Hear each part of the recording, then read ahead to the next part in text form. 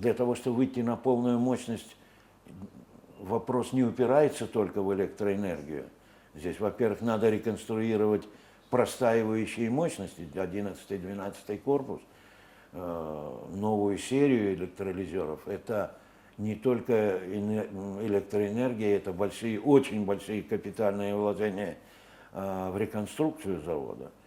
А во-вторых, надо решать вопрос сырьевой базы, потому что для того, чтобы выйти на 517 тысяч тонн первичного алюминия, надо иметь и в 1,5 раза больше глинозема, чем мы имеем сегодня.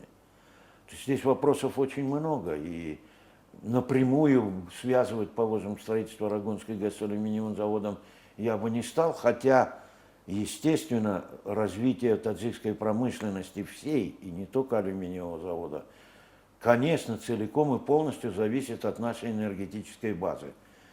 При той, которая у нас есть, мы ее развитие не обеспечим.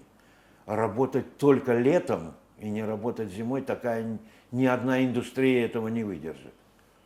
А Рагун – это такой объект, который позволит работать круглый год. Естественно, работа таких предприятий, как цветная, черная металлургия, химия, всегда связаны с очень такими щепетильными, острыми вопросами, касающимися охраны окружающей среды. Без этого невозможно.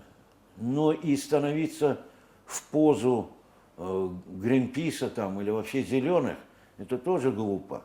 Человечество хочет есть, пить, одеваться, а без промышленности этого сделать нельзя.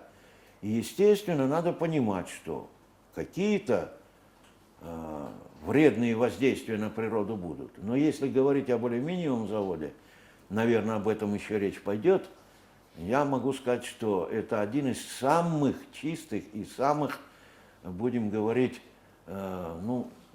щепетильных заводов в мире. Где-то порядка 35% стоимости строительства алюминиевого завода – это стоимость газоочистки. Это скрубера, это башни, это все наши там приспособления и так далее. Ни на одном заводе бывшего советского пространства такие средства не вкладывались. Я думаю, что при нормальном поддержании вот этих природоохранных мероприятий на заводе, алюминиевый завод таджикский вреда окружающей среде такого явного, открытого приносить не приносил, не приносит и не будет приносить.